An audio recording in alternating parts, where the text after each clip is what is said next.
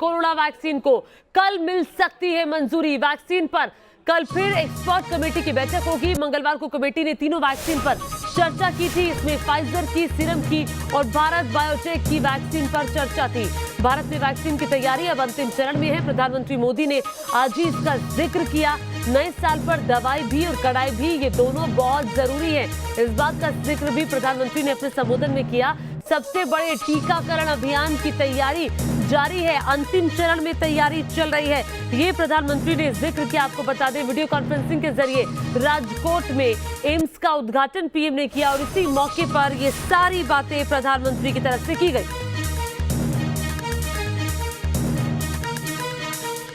ये बात न भूलें कि कोरोना संक्रमण घट जरूर रहा है, लेकिन ये ऐसा वायरस है जो तेजी से फिर चपेट में ले लेता है।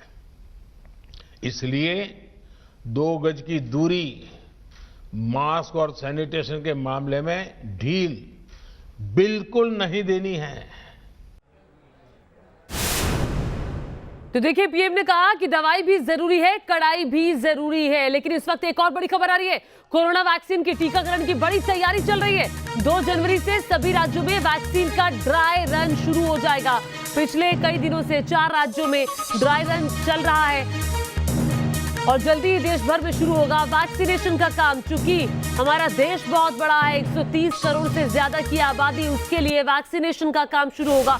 पीएम ने भी जिक्र किया, दुनिया का सबसे बड़ा टीकाकरण अभियान की तैयारी इस वक्त तेजी से चल रही है।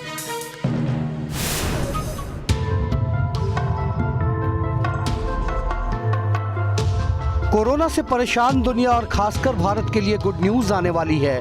ये गुड न्यूज भारत में वाया इंग्लैंड आ रही है।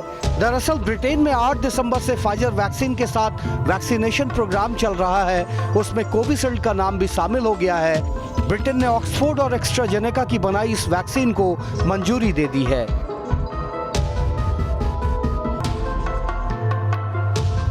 खुशखबरी यह है कि वैक्सीन हिंदुस्तान में अप्रूवल की रेस में नंबर 1 पर चल रही है। पुणे के सीरम इंस्टीट्यूट ऑफ इंडिया में इसी वैक्सीन पर यहां 24 घंटे काम चल रहा है और यहां कोविशील्ड के सबसे ज्यादा डोज तैयार होने वाले हैं। कुछ ही दिनों में हमें मंजूरी मिल जाएगी।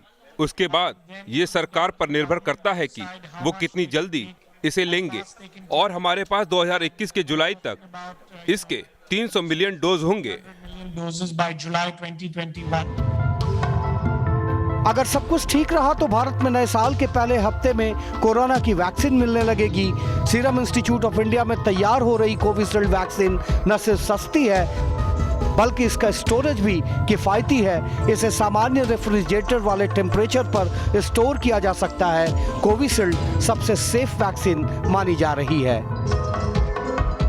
इसका हम एंटीजन निकाल लेते हैं और उस एंटीजन के अंदर 5-6 चीजें डालते हैं। स्टेबलाइजर डालते हैं, एडजुवेंट डालते हैं और उसके बाद में हम उस वैक्सीन को जो है प्रिपेयर करते हैं और उसके बाद में इसका जो एंटीजन डालते हैं। अब होता क्या है, जब ये शरीर के अंदर घुसता है तो शरीर में घुसने के बाद में ये फिर एकदम से वहां पर एंटीबॉडीज की प्रोडक्शन कर देता है।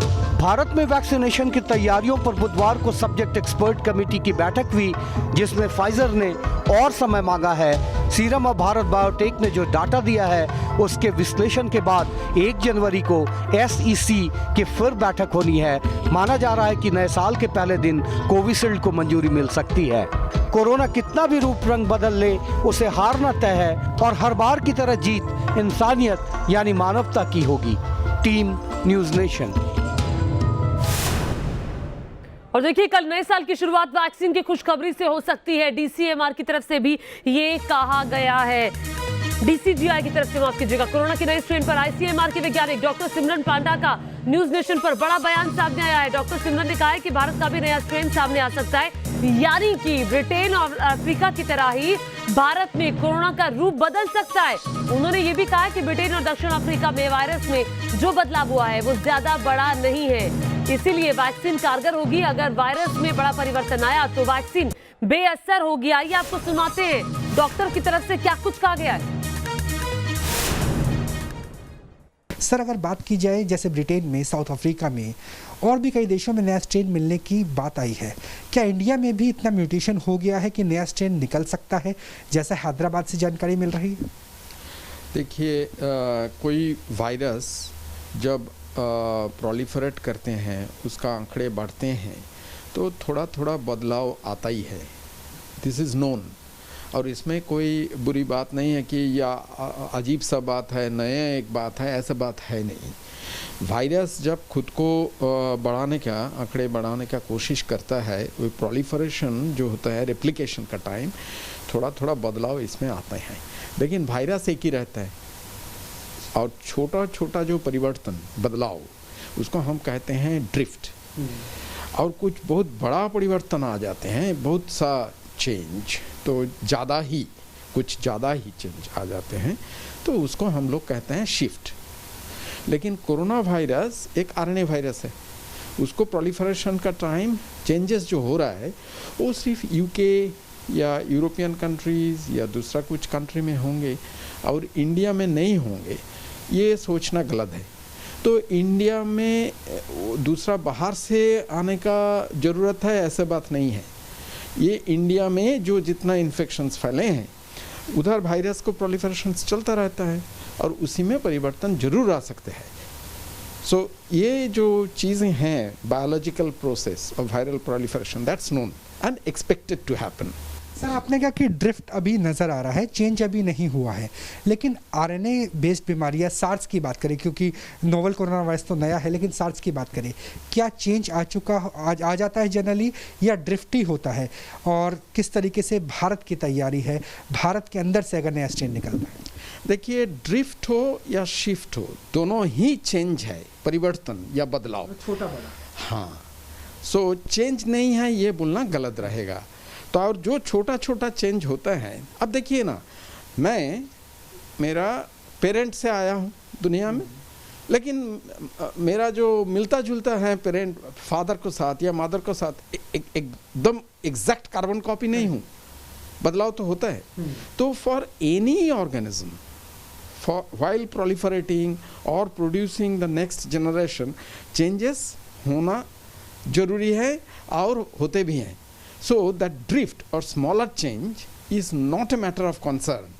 वो इन्फ्लुएंजा में भी होते हैं, लेकिन जिधर शिफ्ट ज़्यादा होता है, फॉर एग्जांपल इन्फ्लुएंजा, उधर एवरी ईयर वैक्सीन का जो कंपोजिशन, उसको बदलना जरूरी होता है। अभी वैक्सीन ठीक रहेगी, और जो भारत में कहा जा रहा है कि 5% केस की जीनोम स्टडी की जाएगी, ताकि अगर कोई ड्रिफ्ट होता है या फिर मॉड्यूलेशन होता है तो उसका पता लगा सके, तो ये बेहतर रहेगा विकल्प? यस। तो अभी जो वैक्सीन्स इधर बन रहा है, इन कंट्री इंडिजिनस वैक्सीन, मान लीजिए कोवैक्सीन, जो आईसीएमआर और भारत बायोटेक का कोलैबोरेशन से बना हुआ है, और नहीं तो एस्ट्राजेनेका जो serum institute of India limited के साथ कोलैबोरेशन में बने हुए हैं, कोविशील्ड। अभी तक हमें जो पता है कि ये वैक्सीन कामयाब रहेगी। वो वैक्सीन में जो भी बदलाव आए हैं, वो बदलाव ये वैक्सीन को नाकामयाब कर देंगे, ऐसे होगा नहीं। सर इससे पहले डॉग्स में आया था, टाइगर में आया था, इस तरह के कोविड-19 की बात आ रही थी, तो क्या जानवरों में भी फैल सकता है और वो भी घातक हो सकता है, वहाँ भी मोर्टेलिटी दर देखने को मिल सकती है अगर जंगलों में फैल जाता है? देखिए, जानवरों की मरने का बात ही हो रहा है, तो ये दुनिया किसका है? सिर्फ आदमी के लिए है? सबके लिए। सबके लिए है ना। तो हमें ये ध्यान या सोच अभी बहुत ही तगड़ा करना है और उसको पालन भी करना चाहिए। The concept of one health, ये ह्यूमंस के लिए है, ये एनिमल्स के लिए है, और ये एनवायरनमेंट या इकोलॉजी के लिए भी है। लेकिन हम इकोलॉजी के साथ खिलवाड़ करेंगे, जानवर को मारते जाएंगे, आपको ऐसा लगता है कि आदमी जिंदा रह सकता है? कभी नहीं। तो मैं ये बोलना चाहूँगा कि जानवरों को जो हेल्थ है उसको भी ध्यान देना चाहिए, और human beings will go to the forests, encroach on that area, उसका जो ज़मीन है उसका ऊपर भी हम दखलदारी दे दें, और नदी का साथ हम खिलवाड़ करते हैं, पेड़ को हम काटते हैं, तो वन हेल्थ का कॉन्सेप्ट नहीं रहा। तो ये जो निधन, तो चलिए हम सब निकाल पड़ते हैं और सभी को मार देते हैं, सोच के कि सब जानवर को हम मार देते हैं क्योंकि आप बोले हैं। तो सर फिर जानवरों को भी वैक्सीन दी जा सकती है क्या, जो हम बना रहे हैं क्यों इंसानों नहीं? क्यों नहीं? Rabies, take for example rabies, जिसको जलातंक जिसको कहते हैं, जो बीमारी जो फैलते हैं, तो dogs if they are vaccinated, dogs को रेबीज़ नहीं होंगे। और डॉग्स को रेबीज़ नहीं होता है तो बाइट ऑफ रेबिड डॉग्स, जिससे रेबीज़ फैलता है, वो आदमी को नहीं होंगे। लेकिन हम लोगों के पास रेबीज़ का वैक्सीन है। यस, हम लोग डॉग्स को वैक्सीनेट किया है। गुड एग्जाम्पल है इधर से। तो भारत से भी नया स्ट्रेन सामने आ सकता है, क्योंकि ये वायरस जो है वो म्यूटेट होता है, ये कहना है आईसीएमआर के वैज्ञानिक का। एक तरफ एक और बड़ी खबर आ रही है आईसीएमआर की चेतावनी के बीच। बात ब्रिटेन से भारत आए नए कोरोना की। भारत में कोरोना के नए स्ट्रेन के 5 और केस मिले हैं। पुणे लैब में नए स्ट्रेन के 4 नए मामले आए हैं। दिल्ली लैब में नए स्ट्रेन का एक नया केस आया है। भारत में नए स्ट्रेन के कुल मामले अब बढ़कर के 25 हो गए हैं। 25 मरीज मिले हैं ब्रिटेन के नए स्ट्रेन के भारत में। और ये तादाद देखिए, अगर कल से लेकर आज तक की बात करेंगे तो और बढ़ गई है। 20 तक थी, अब 25 तक पहुंच गई है।